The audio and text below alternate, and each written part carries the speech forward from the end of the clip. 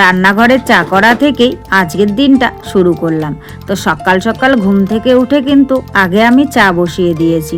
আসলে আজ তো শনিবার, আর প্রতি শনিবারে করে আমাদের এখানে লাইন থাকে না, আর আমরা যেহেতু লাইনেই রান্নাবান্না সব কিছু করি, তো সে কারণেই আজ কিন্তু খুব সকাল সকাল উঠে আগে আমি নিজের জন্য চাটাই করে নিলাম। কারণ কর্তামশাই তো এখনও ঘুম থেকে ওঠেনি, কারণ যেহেতু এখনও অনেকটাই সকাল আছে, তাই আমি আগে চাটা করে নিয়ে ভাতটা বসিয়ে দিলাম।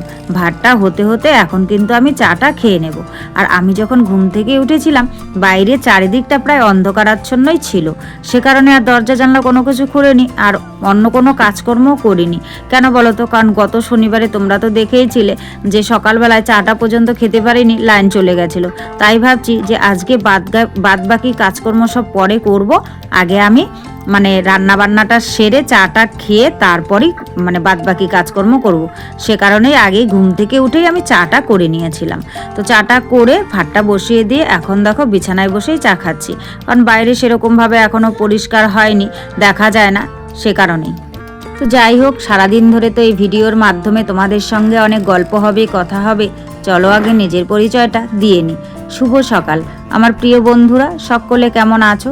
আশা করছি যে যেখান থেকে আমার এই ভিডিওটি দেখছো সকলে ভালো আছো, সুস্থ আছো, আর আমরাও খুব ভালো আছি। অরুণাচল প্রদেশের এই ছোট্ট পাহাড়ি গ্রাম থেকে আমি মামনির সংসারের আরও একটি নতুন ব্লগে তোমাদের সবাইকে স্বাগত জানিয়ে, তোমাদের সবাইকে সাথে নিয়ে আজকের ব্লগটি শুরু করে দিয়েছি। আমি আশা করছি আজকের ব্লগটিও তোমাদের খুব ভালো লাগবে, তাই সম্পূর্ণ ব্লগটি জুড়ে আমার সাথে থাকার অনুরোধ রইল।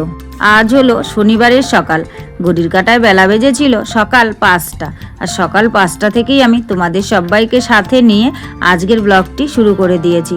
যারা নতুন এসেছো, আমার ব্লগটি যদি ভালো লাগে প্লিজ একটি লাইক করে চ্যানেলটি সাবস্ক্রাইব করে আমার পাশে থেকো। আর যারা আগের থেকেই আমার পাশে আছো তাদেরকে আমার অসংখ্য অসংখ্য ধন্যবাদ, আর আমার মন থেকে অনেক অনেক অনেক ভালোবাসা। আজ না বেশি কিছু রান্না করব না, শুধুমাত্র মাছের ঝোল আর ভাতই করব।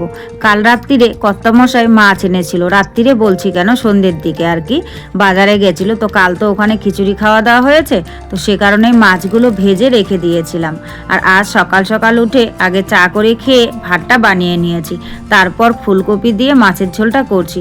আর জানো তো, ঘরে একটাও আলু নেই, শুধু ফুলকপি দিয়েই কিন্তু মাছের ঝোলটা করে নিচ্ছি। তো মাছের ঝোলটা বসিয়ে দিয়ে এখন আমি কিন্তু বাদবাকি কাজকর্ম করতে লেগে গেছি।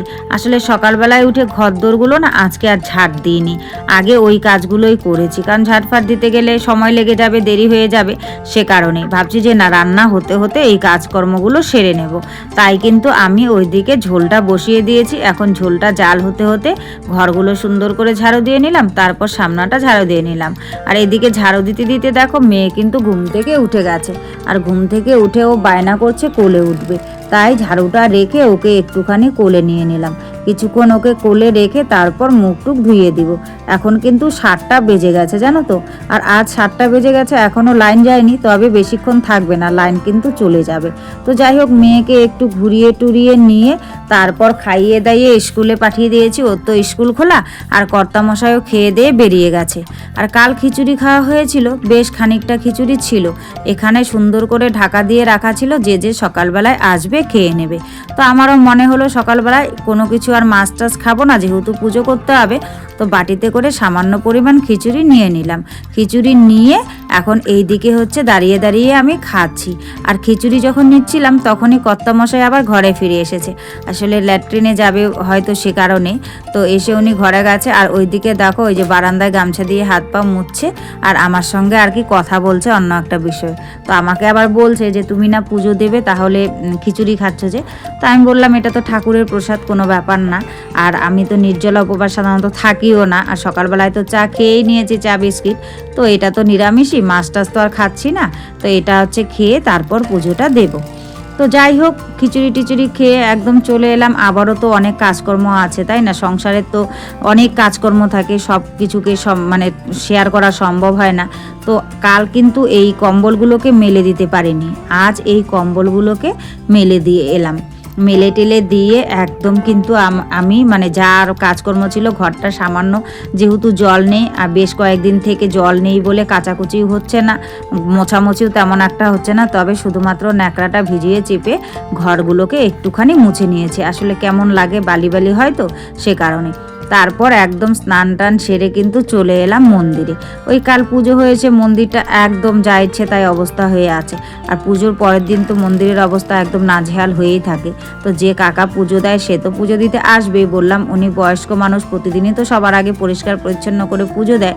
তো কাল যেহেতু পুজো হয়েছে, আর যেহেতু আমার সকাল সকালে কাজকর্ম হয়ে গেছে, তো আমি এসে পুজোটা সেরে নিই, তাই আমি কিন্তু আগে চলে এলাম। তো এসে আগে ওই সরস্বতী মায়ের ওখানে যে বেলপাতা ফুল টুল প্রসাদ টসাদগুলো পড়েছিল সেগুলো সব সুন্দর করে হাত দিয়ে পরিষ্কার করে একদম ওই দিকটায় ফেলে দিয়ে এলাম। তারপরে বটতলার ওগুলো, তুলসী তলার ওগুলো সব কিছু ফেলে দিয়ে এখন একটুখানি জল নিয়ে এই জায়গাটা জল ছড়া দিয়ে সুন্দর করে মুছে নিচ্ছি। আর বেশি জল দিয়ে মোছামুছি করতে পারবো না, আসলে ওই জল নেই বললাম না, মানে কিপটেমি করে জল দিয়েও কিন্তু আমাদেরকে পুজো দিতে হচ্ছে, কিছু করার নেই। এখানে সব থেকে বড় সমস্যা এটাই, জানো তো, মানে সচরাচর জল পাওয়া যায় না। আজ প্রায় 1 সপ্তাহ হয়ে গেল জলের দেখা নেই। কোথায় কোথায় পাইপ ফেটেছে, এইদিকে ঠিক করে ওইদিকে ধস নামে, এইদিকে ঠিক করে ওইদিকে ধস নামে, এরকমভাবেই চলছে। তো যাই হোক, প্রথমে আগে বাইরের দিকটা পরিষ্কার পরিচ্ছন্ন করে এখন আমি মন্দিরে ঢুকলাম। তো মন্দিরে ওই কাল যে বড় প্রসাদের থালাটা রাখা হয়েছিল, বেশ নিচে দেখি বেশ কয়েকটা প্রসাদের টুকরো পড়ে আছে, তো ওগুলোকে কাল দিয়ে দিলেই হয়ে যেত। আসলে সন্ধ্যের পরে তো আর মন্দিরে ঢুকিনি, তো সে কারণে আর দেওয়া হয়নি। এবার এগুলো যেহেতু বাসি হয়ে গেছে ও আঢাকা অবস্থায় ছিল, এগুলো তো আর খাওয়া যাবে না, তাই থালাটা শুদ্ধ কিন্তু আমি মন্দিরে বারান্দায় বের করলাম। বের করে এখন মন্দিরের ভেতরটা সুন্দর করে পরিষ্কার করে নিচ্ছি। আর থালিতে করে ওই মন্দিরের ওখানে যে ফুল বেলপাতা টেলপাতাগুলো ছিল সেগুলোও কিন্তু আমি বের করে দিয়েছি, দিয়ে মন্দিরটাকে আগে ঝাড়ু দিয়ে নিচ্ছি। আসলে মোছামুছি করতে গেলেও আগে তো ঝাড়ু দিতে হবে, আর ঝাড়ু দিচ্ছি দেখো মন্দির থেকেও প্রচুর পরিমাণে ধুলো বেরোচ্ছে, কি বলবো। আসলে চারিদিকটা ধুলোময় তো সে কারণেই হয়তো এরকম ধুলো বেরোয়। তবে মন্দিরটা কিন্তু সেরকম ভালোভাবে আজকে আর মোছামুছি করা যাবে না। ওই যে বললাম জল নেই, ওভাবেই বাঁচিয়ে বাঁচিয়ে যে কয়েকদিন জল না আসে অন্ততপক্ষে পুজোটা তো দিতে হবে, তাই না? তো সে কারণেই ওই কোনো রকম অল্প একটু জল নিয়ে ওই উপরটা একটু ধুয়ে দিচ্ছি, মানে শিবলিঙ্গের জায়গাটাকে জল দিয়ে ভালো করে, আর সাইডগুলোকে সুন্দর করে নেতাটা দিয়ে হালকা পাতলাভাবে মুছে নেব, কারণ না মুছলেও হবে না। ওই কাল পাড়াপাড়ি হয়েছে, পুজো আর্চা হয়েছে, প্রসাদ টসাদে একদম যা ইচ্ছে তাই অবস্থা, পিঁপড়ে টিপড়েও মানে উঠে আছে। তো সে কারণেই কিন্তু এই জায়গাটাও মুছবো। তারপর এই যে বাসনগুলো, সেই বাসনগুলো এখানেই কিন্তু আমি ধুয়ে মেজে নিচ্ছি। আসলে কি বলো তো, এখানে ধুয়ে মেজে নিচ্ছি কেন, বাইরে বের করলে জলের পরিমাণটা অনেকটাই বেশি লাগবে, সে কারণে আর বাইরে বের করলাম না। এই বারান্দায় রেখে এখানে কিন্তু মাঝামাঝি করে নিচ্ছি। তো মাঝামাঝি করে রেখে এখন আবার চলে এলাম ঘরে, এখন এই জায়গাটাকে মুছে নেব। আর ওই ন্যাকড়াটাকে সুন্দর করে একটুখানি ভেজিয়ে চিপে নিয়েছি, চিপে শুকনো শুকনো করে মুছে নিচ্ছি। তবে বসে বসে ন্যাকড়া দিয়ে মুছলে ভালো হয়, আসলে সবসময় তো আমি করি না। আর উনি বয়স্ক মানুষ, মানে বসে বসে মুছতে পারে না বলে এই বাঁশের মধ্যে আর কি ন্যাকড়াটা বেঁধে নিয়েছে, তাহলে বেশ মোছাটাও তাড়াতাড়ি হয়, মোছাটাও ভালো হয়ে যায়। তো যাই হোক, পুরো ঘর দোর সব পরিষ্কার পরিচ্ছন্ন করে নিয়েছি, এখন একদম মন্দিরে প্রবেশ করলাম। তো পরিষ্কার পরিচ্ছন্ন করে পুজো দিতে মন্দিরে ঢুকেছি। এই পাশের বাড়ির আন্টিও কিন্তু পুজো দিতে এসেছে। আসলে কি বলতো, সবাই তো সবার টাইম মতোই পুজো দিতে আসবে, তাই না? কারণ সংসারে কাজকর্ম ফেলে সবার আগে তো কেউ আর পুজো দিতে আসতে পারে না। আগে ঘর দোর ঝাঁট ফাট দিয়ে পরিষ্কার পরিচ্ছন্ন করে তারপরেই পুজো দিতে আসতে হয়, তাই না বলো? তো যাই হোক, পুজোটা দিয়ে নিচ্ছি, ওইদিকে উনি দিচ্ছে, এদিকে আমিও দিচ্ছি।